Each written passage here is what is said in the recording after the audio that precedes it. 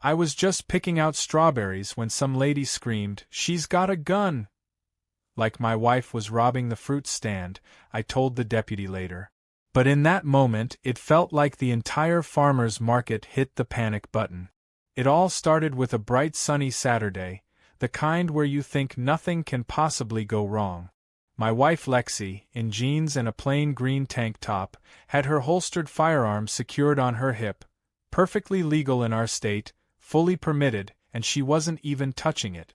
But apparently that wasn't okay with one self-declared vigilante in yoga pants and a rhinestone visor, who believed she had the authority to conduct a citizen's arrest using a plastic badge she bought off Etsy. 1 second I was sampling local honey, and the next, chaos. And not the funny kind of chaos. The kind that makes you question what happens when someone drunk on power, with no real authority, decides your wife is a threat to national security for buying organic produce. The woman was already mid-scream before Lexi could even look up. She's got a gun. She's armed. This is a code red. People froze. An elderly man dropped a bag of peaches. A kid screamed. The kombucha vendor ducked behind a stand. Meanwhile, Lexi was just staring at a pint of raspberries like she was comparing ripeness. She looked over slowly, confused, then down at her hip, and then up at the human siren having a full-blown episode. The woman came barreling over, pointing a trembling finger like she was trying to summon the police with pure outrage. "You can't have that here. That's intimidation. You're threatening public safety." Lexi, staying completely calm, replied, "Ma'am, I'm licensed. I'm allowed to carry in this state. I've done nothing wrong." That only made her louder. The woman, who would later introduce herself as Karen, of course, pulled out a laminated paper ID from her oversized purse. It looked like a child's arts and crafts project labeled Community Patrol Officer.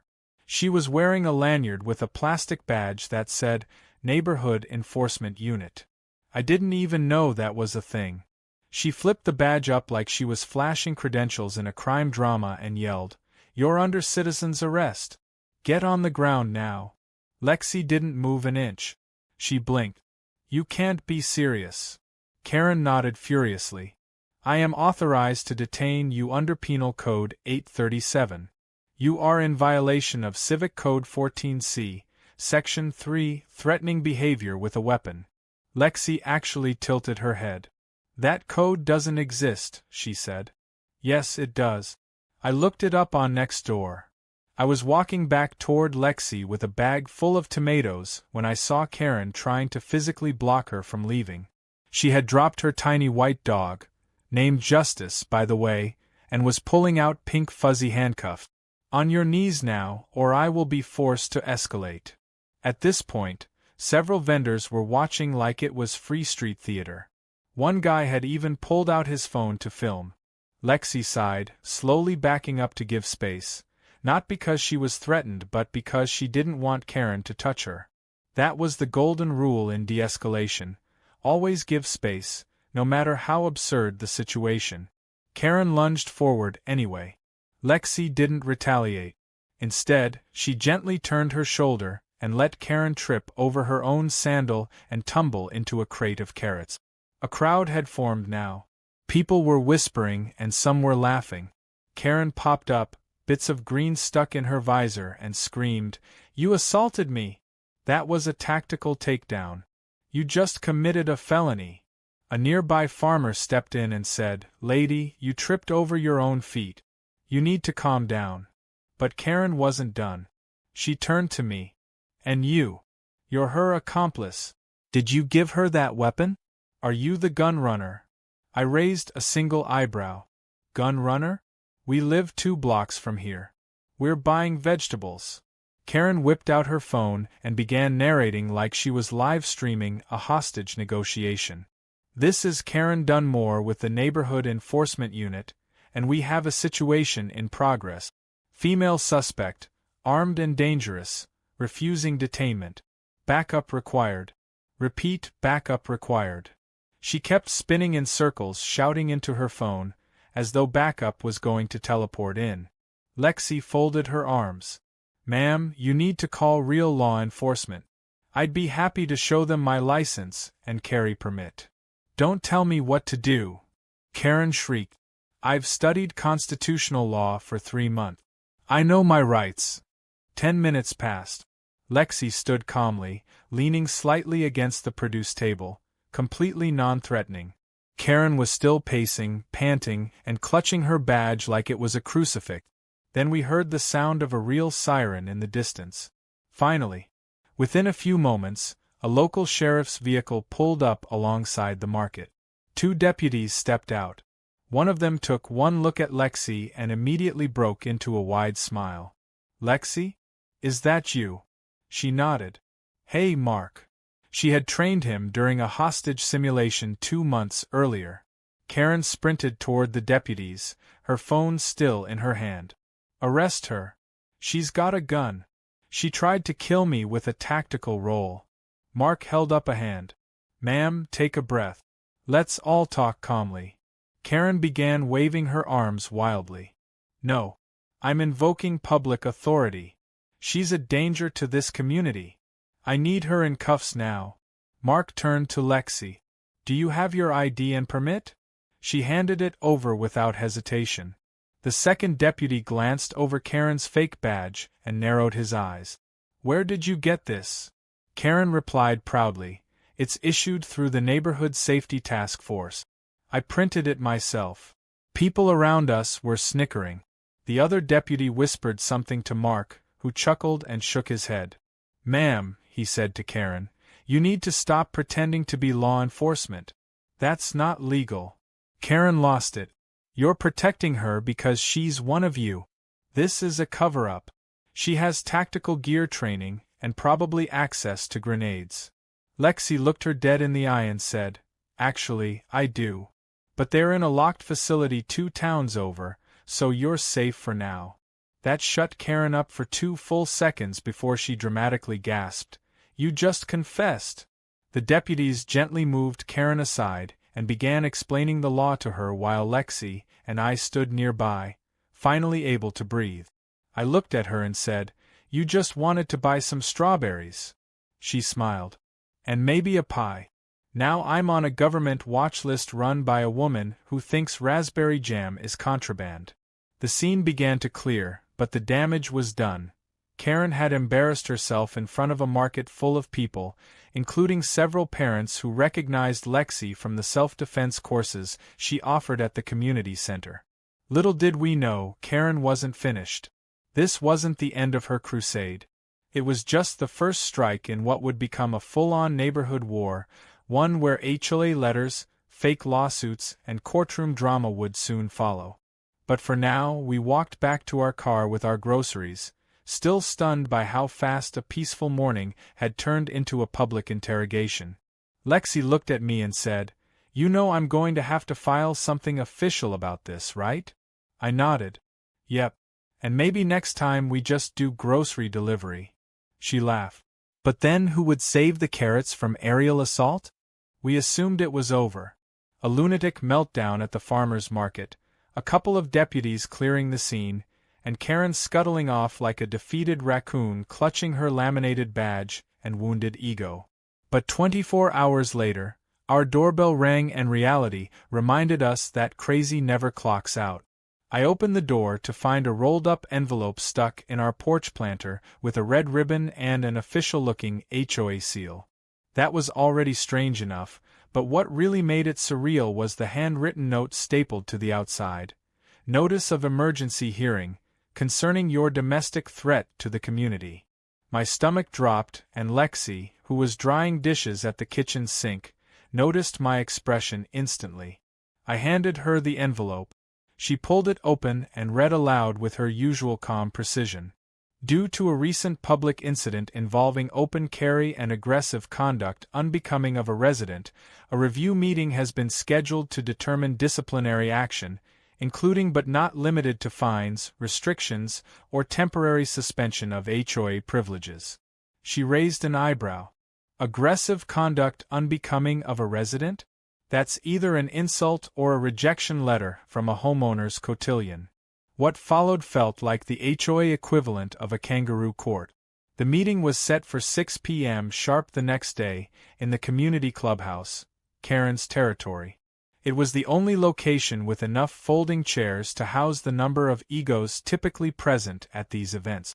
We showed up 5 minutes early, hoping for some semblance of sanity, but we were greeted with a full slideshow already on the screen titled Lexi, a threat in our midst. I wish I were kidding. It included blurry screenshots of Lexi from market footage, one of her reaching for a basket of apples frozen mid-frame to look like she was going for her gun, and even a crudely photoshopped image where Karen had added glowing red eyes to Lexi's face. A group of residents sat silently, some clearly entertained, others shifting uncomfortably in their chairs. Karen stood up front in a neck brace. Yes, a neck brace. As if she'd been in a 70 miles per hour car crash instead of tripping into root vegetables. She called the meeting to order like she was presiding over a wartime tribunal. We're here today to discuss a matter of grave concern to the safety of our families. Our fellow resident, Mrs. Lexi Holcomb, carried a loaded firearm in full view of children, pets, and peaceful produce vendors. When approached respectfully, she violently assaulted an innocent community patrol officer, me. Karen pointed dramatically to herself, as if anyone else might be confused. Lexi leaned over to me and whispered, "Innocent community patrol officer?" She threatened me with fluffy handcuffs. I tried not to laugh. Karen continued, "I have suffered physical whiplash, emotional distress, and tactical flashback." She used psychological warfare and military-grade verbal intimidation. One of the board members, a tired-looking man named Curtis, finally spoke up. "Karen, we don't even have the authority to penalize residents for lawfully carrying weapons. We're not the police." Karen waved him off. "That's why I'm proposing a bylaw amendment. Effective immediately. No open carry in community zones. That includes parks, clubhouses, sidewalks, and markets." Another member, Deirdre, added, "Karen, we can't pass laws that contradict state legislation." Karen shot back, "We can pass community safety ordinances. This is a private neighborhood. If we can ban lawn flamingos, we can ban handguns." Lexi finally stood, calmly and clearly. "If I may, I'd like to respond." Karen puffed up, ready to interrupt, but someone in the back muttered, "Let her speak," and surprisingly, Karen sat. Lexi addressed the room. "I'm a licensed firearms instructor. I train local, county, and federal law enforcement officers. I've done so for over 10 years. I've never discharged a weapon outside of a range or sanctioned training event. I was at the farmer's market, shopping. Not threatening, not posturing, not making a statement. Just shopping. What happened was an unprovoked confrontation by someone pretending to have authority and trying to enforce imaginary laws. That's dangerous. Not just to me, but to anyone she decides to harass next." The room was silent. A few heads nodded. Karen, red-faced, hissed, "You assaulted me." Lexi didn't flinch. "I moved my body so you'd stop touching me. You tripped. That's not assault. That's physics." Karen lunged toward her notes and shouted, "I have video evidence." She attempted to play a clip from her phone, but the screen was sideways, and the only audible part was her own voice screaming "Code Red" at the top of her lungs. The rest was shaky footage of her own feet as she fell into a carrot crate. Someone chuckled. Karen snapped, "This is not a joke." The room disagreed. One by one, people began standing to speak. A vendor from the market said Lexi had done nothing wrong. A mother said her daughter takes self-defense lessons from Lexi and called her the safest person she knows. Even Curtis, the HOA board member, admitted, "This feels more like a vendetta than a community issue." Karen didn't back down. She screamed about escalating her complaint to the mayor, the local newspaper, and even a federal hotline for civic abuse. I didn't know that was a thing. Eventually, the board voted to dismiss her proposal for the new bylaw. Karen stormed out with her dog barking frantically behind her. As the door slammed, the HOA president sighed. Well, that could have gone worse. I leaned over to Lexi and whispered, yeah, she could have brought nunchucks. Later that evening, we tried to decompress at home. Lexi sat at the kitchen island with a mug of tea, scrolling through her phone. You know what's crazy? She said. She's still posting. Karen had uploaded several videos to a neighborhood watch group, complete with over-the-top titles like Weaponized Wife Threatens Senior Citizen and Militia Madness at the Market. The comments were a mix of support, mockery, and confusion. Some took her seriously. Others wanted to know where they could get one of those fake badges.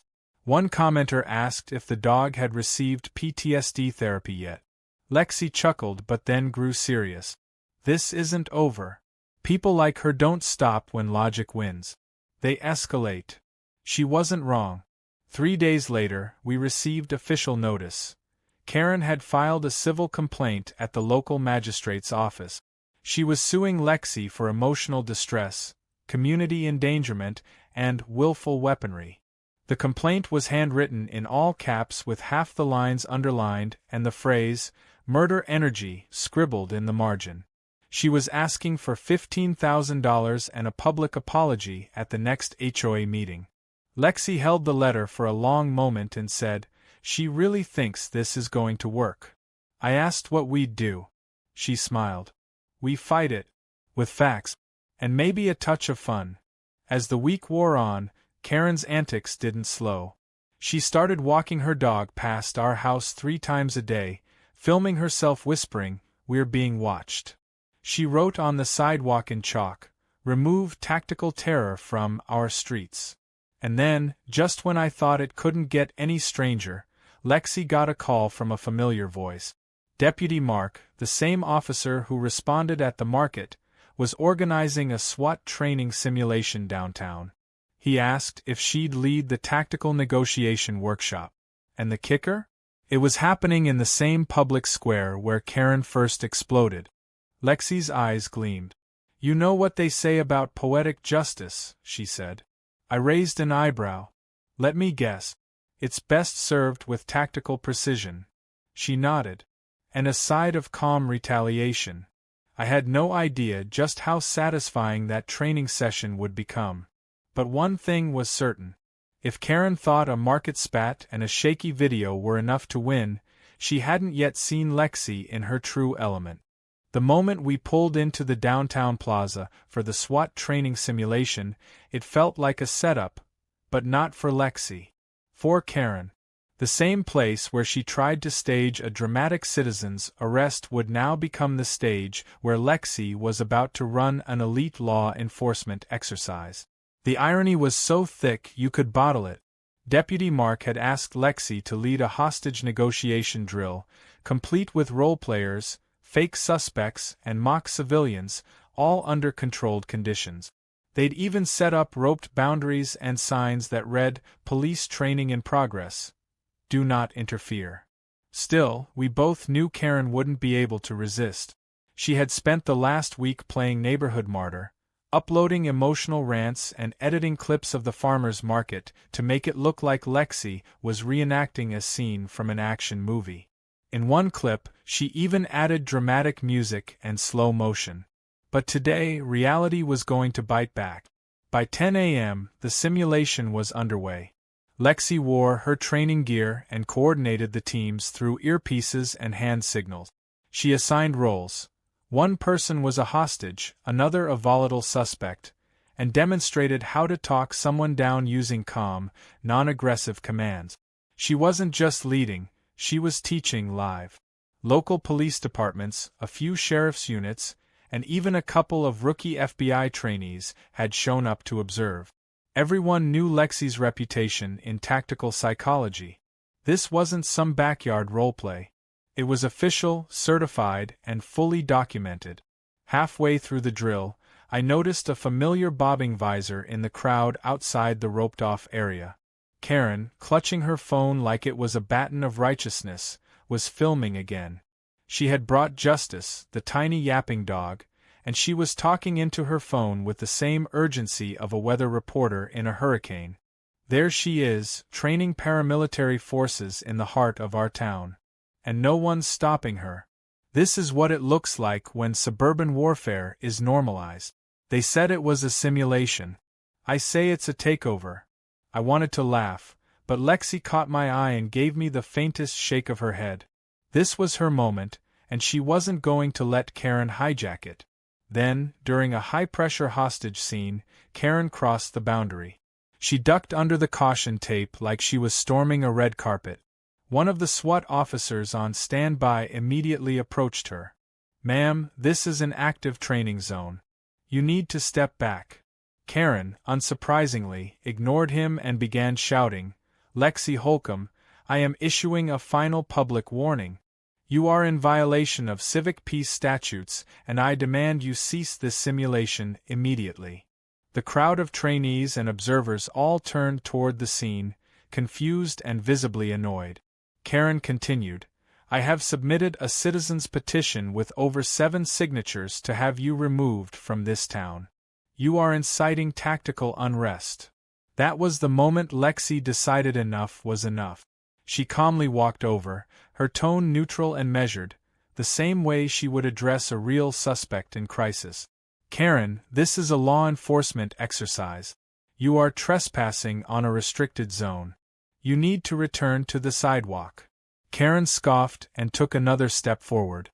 "Oh, you think you can just bully your way into every public space by wearing tactical pants and barking orders? I don't recognize your authority." Lexi remained firm. "I'm not asking for recognition. I'm asking you to comply with a lawful boundary. You're interfering with police training." Karen's face went red, then purple. "You think you're smarter than everyone else. But I know your game. You've militarized strawberries, turned carrots into camouflage, and now you're brainwashing the police." The simulation had paused at this point. Even the hostage actor couldn't keep a straight face anymore. One of the sergeants stepped up beside Lexi and said, "Ma'am, this is your last warning. Leave now or you'll be removed." Karen turned on him. "You're all part of it. This is a paramilitary indoctrination drill disguised as a community exercise. I've seen the documentaries." As if fate had impeccable comedic timing, Karen stepped backward right into a collapsible training dummy, stumbled, spun in slow motion, and landed squarely in a plastic crate of foam brick. Justice, her dog, ran in panic circles before jumping into the dummy pile with a yelp. A wave of laughter swept through the crowd. Even a few officers chuckled before regaining their composure. Karen, humiliated, stood up covered in fake brick dust and declared, "This is not over. I will be filing a federal obstruction complaint with the Civic Bureau." "That's not a real agency," one of the trainees muttered. She stomped away, cradling her dog and her pride, and we thought, again, that maybe this was the end. It wasn't.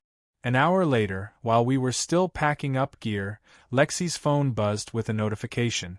A video titled "Warfare in Suburbia: The Truth About Tactical Terror" had just gone live on Karen's video channel.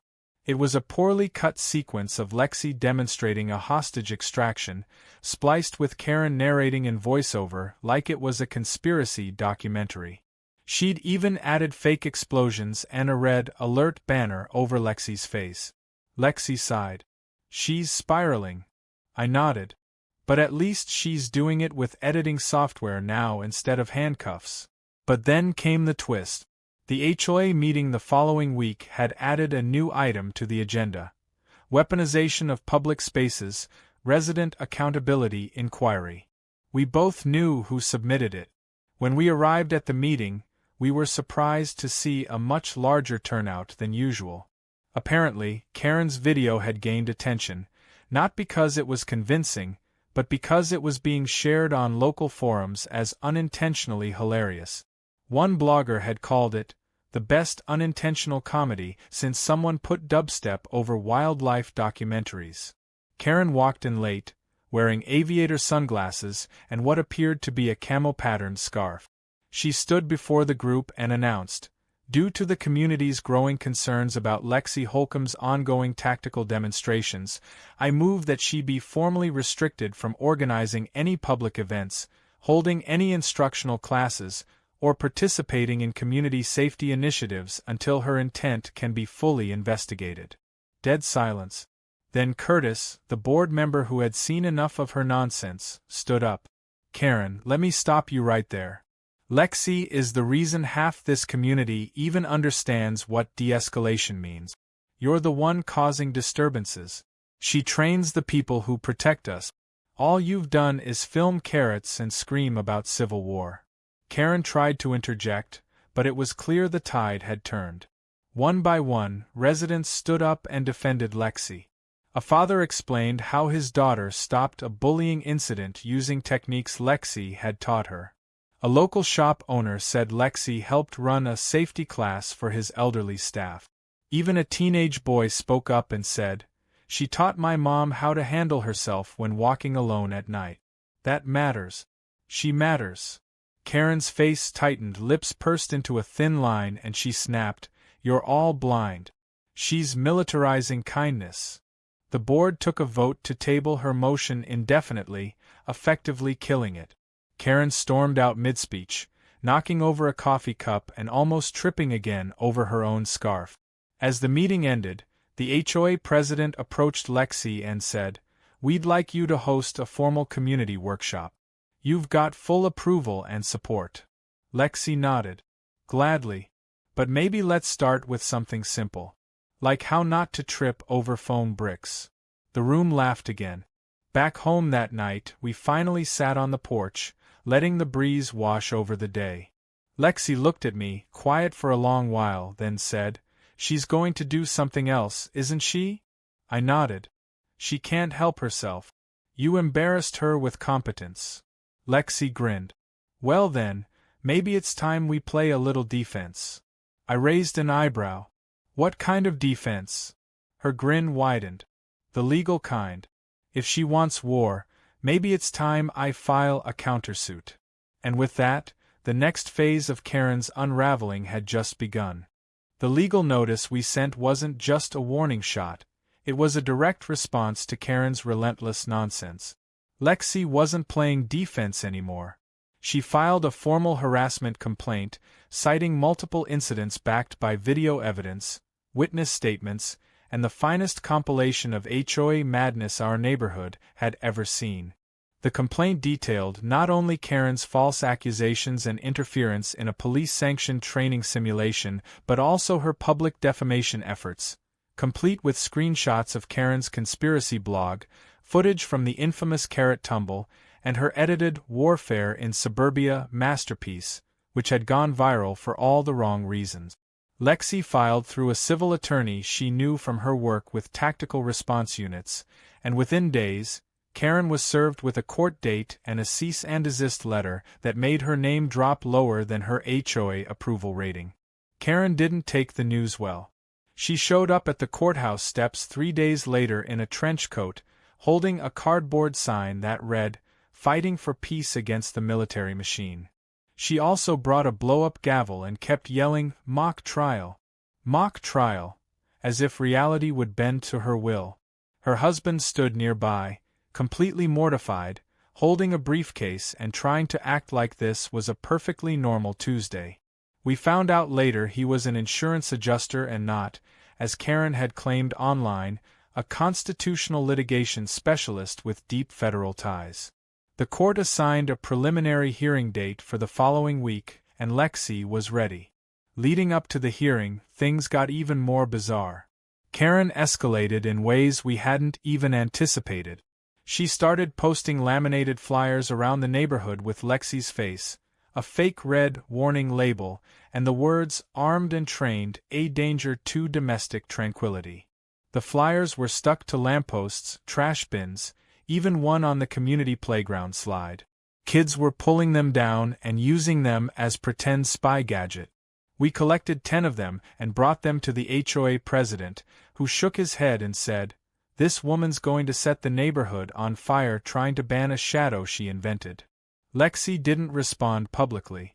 She didn't argue online or retaliate with word. She kept her focus on preparation. Her lawyer compiled the case into a tidy packet with labeled tabs, video links, and a timeline that started at the farmer's market and ended with Karen faceplanting into foam brick. The lawyer advised we stay silent, keep things civil, and let Karen dig her own grave in front of the judge. She was doing a great job already. 2 days before the hearing, she submitted a 14-page rebuttal dossier that included citations from meme pages, a hand-drawn map of the neighborhood with Lexi's house circled in red crayon, and something she labeled predictive behavioral triggers, written on notebook paper with bubble letters. The clerk scanned it with wide eyes and stapled it shut like it might explode. The day of the hearing, we entered the small municipal courtroom to find it packed. Word had spread, and some curious neighbors had taken the day off work just to watch. Karen arrived in a power suit, half sunglasses, and with her tiny dog Justice stuffed into a glittery tote labeled Witness. She tried to walk up to the bench like she was giving opening arguments in a dramatic court show, but the bailiff gently guided her back to the plaintiff's table. Her husband trailed behind carrying a folder that looked suspiciously like a takeout menu. Lexi sat quietly beside her lawyer, calm as ever, flipping through her documentation like she was preparing for a seminar. No emotion, no tension, just a composed wall of facts in a courtroom full of anticipation. The judge entered, glanced through the case file, and immediately frowned. "I see this case involves a civil harassment complaint, alleged false arrests, and tactical training in a produce market?" Karen immediately leapt up. "Your Honor, she is a danger to the sanctity of our HOA and is orchestrating paramilitary chaos disguised as fruit shopping." The judge held up a hand. "Ma'am, please sit down. You'll get your turn." Lexi's lawyer opened with the facts. The legal carry license, the video of Karen instigating the confrontation, the footage of Lexi offering identification, and the complete lack of any aggressive behavior from Lexi. They played the video clips in sequence. Karen screaming "Code Red" while diving behind a table. Lexi calmly stepping back. Karen waving plastic handcuffs like she was storming a castle. Lexi never once raising her voice. The room was silent except for the occasional stifled laugh. Then it was Karen's turn. She shuffled through a stack of papers before grabbing one and holding it up. "This is a transcript of my podcast episode titled, 'How to Spot Tactical Narcissists in Your Neighborhood.' I believe this document supports my case." The judge stared at her. "Ma'am, that's not legal evidence. That's your personal opinion." Karen's voice rose. "But it's based on emotional truth. I've studied urban warfare documentaries and trained under ex-parking enforcement specialists." Her husband shifted uncomfortably and leaned toward her. She hissed at him, "Not now, Brad." She tried to present the flyers as community awareness materials. The judge looked at one and blinked. "Why does this say murder energy detected in Comic Sans?" Karen replied, "Because that's the font of urgency." The judge gently set the flyer down and turned to Lexi. "Do you have any response to the claim that you're militarizing the community?" Lexi simply said, "No, Your Honor. Because it's not true. I work in professional training environments. I've never used force outside of sanctioned exercises. I carry legally, I act responsibly, and I have done nothing to warrant this level of attack from someone playing pretend with a badge and a grudge." The judge called a 10-minute recess. During the break, Karen filmed herself walking in circles outside the courthouse, saying things like, "Court is a battleground of the mind, and the truth will shine through, even if it's edited for TikTok." She returned and tried to submit a drawing her niece had done of Lexi with horns and laser eyes as evidence of community perception.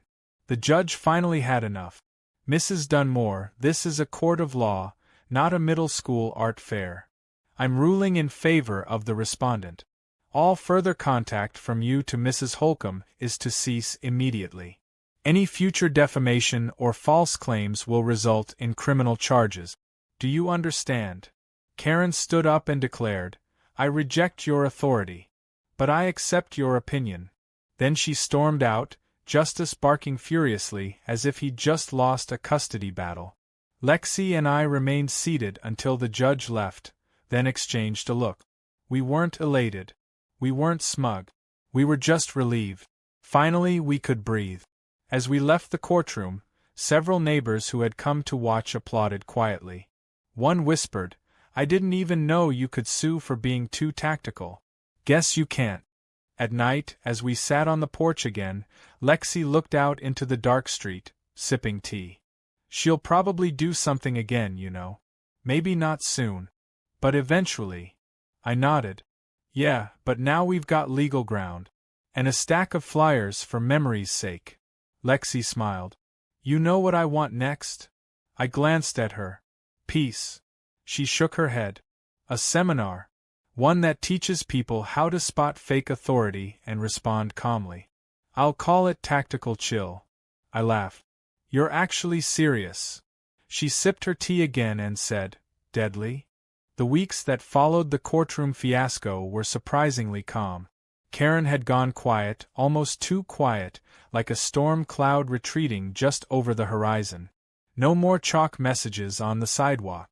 No more flyers with Lexi's face and imaginary crimes in bold red. No more citizen patrols with a dog in a tutu and a clipboard. It was like the neighborhood had collectively exhaled. People returned to their routines, the market went back to being a peaceful hub of fresh produce and awkward fiddle music, and Lexi even got invited to speak at a community safety panel hosted by the mayor's office. For a while, we actually believed Karen had learned her lesson. But we should have known better. Karen didn't lose quietly, she simply retreated to regroup. The first sign that something was coming was the HOA newsletter. Buried deep on page 4, just below an ad for a yoga class and an article about garden mulch, was a tiny blurb titled Community Awareness and New Neighborhood Safety Liaisons. It was vague, saying the HOA board had approved an experimental community watch initiative led by select volunteer leaders trained in observational behavior management. Lexi blinked when she read it. Observational behavior management? That sounds like something cooked up in a MLM leadership retreat. We knew instantly who had pitched it. And we were right. The following Monday, a knock on the door confirmed it. Karen stood there with a clipboard and a smug little smirk. She was wearing a beige vest with the words, Neighborhood Safety Liaison, ironed across the back, her dog Justice poking its head out from a side pouch like a furry sidearm. "Good morning," she chirped. "Just performing a routine property review. HOA compliance checks. I'm sure you understand." Lexi didn't move. "Karen, the judge gave you a restraining order. You're not allowed to initiate contact with me." Karen didn't even flinch. "Oh, I'm not initiating contact. I'm initiating a community service protocol. Totally different category. This is official HOA business now. I'm not speaking to you as Karen. I'm speaking as Safety Liaison Dunmore." Lexi stepped forward calmly. "And I'm speaking as someone who's about 10 seconds away from calling the sheriff again." Karen rolled her eyes, jotted something down on her clipboard, and muttered, non-compliant tone, "Potential escalation." Then she spun on her heel and marched off the porch like she'd just won a diplomatic battle. The nerve was impressive. The legal recklessness was astronomical. Lexi didn't even seem angry. She was fascinated. She's turned this into a roleplay campaign. Like a LARP session with HOA paperclips and delusions of grandeur. Still, we documented everything. Every drive-by recording, every compliance note she left on the gate, even the time she circled our house 3 times muttering into a walkie-talkie that no one answered. It was absurd, but it was also bait. And Lexi wasn't biting. Instead, she took a different approach. She launched her Tactical Chill workshops, bite-sized safety training sessions at the community center, focusing on real conflict de-escalation, self-defense, and how to tell the difference between actual law enforcement and nosy neighbors with power trip. The workshops were a hit. The first one filled up in 24 hours. By the second week, even some of the HOA board members were attending. Lexi never mentioned Karen. She didn't have to. Everyone already knew who inspired the program. She demonstrated calmly, taught with humor, and offered practical tools like how to disengage from confrontational personalities and how to respond when someone abuses made-up authority. People laughed. People listened.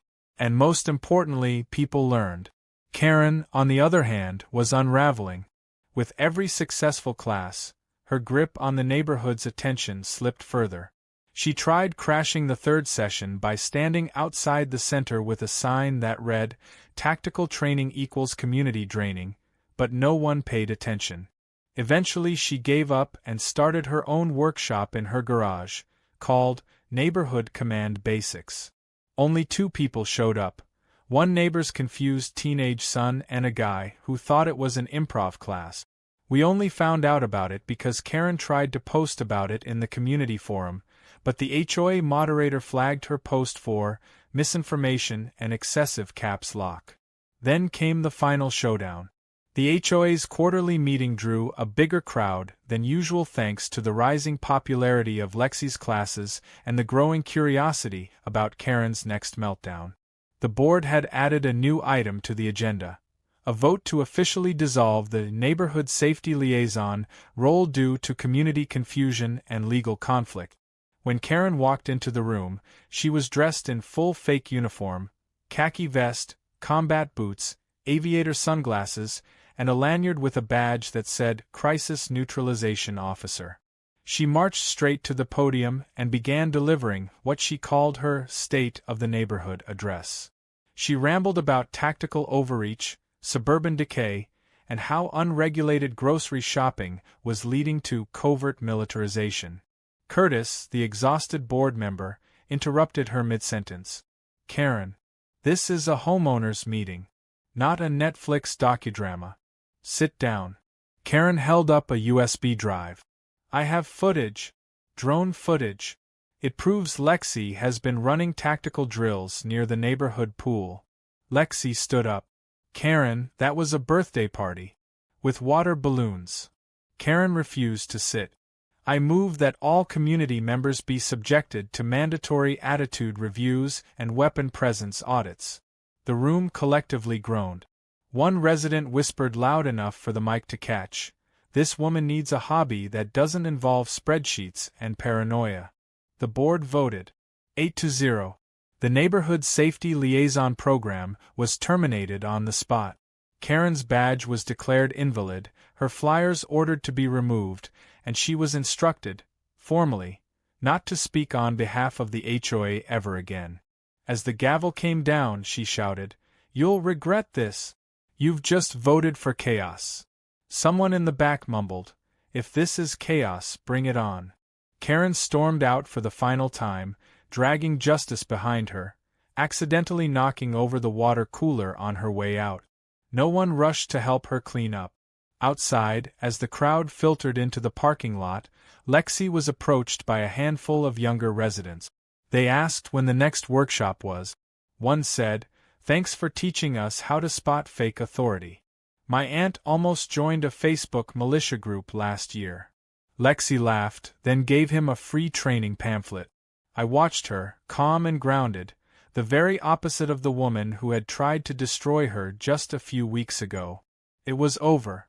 And Lexi hadn't just won. She had helped the entire community evolve. She hadn't retaliated with fire. She had responded with logic, skill, and just the right amount of sass. Back home, as the porch light flickered on and the crickets hummed, I asked her how she felt. She looked at me with a quiet smile. "You know, I didn't set out to fight a battle. I just wanted to buy strawberries." I laughed. "Next time, maybe wear body armor for the farmer's market." She grinned. "No need. I've got backup now." She gestured to the stack of thank you notes from residents, the new class sign-ups, and the invitation from the mayor's office to host a regional seminar. Then she leaned back in her chair and said, "Karen tried to arrest me for open carry. And now I teach the people who arrest for real. That's what I call poetic justice." We sat there, sipping tea in silence, while somewhere down the street, A furious woman in a beige vest probably rewrote the Constitution on a post-it note. But that was no longer our problem.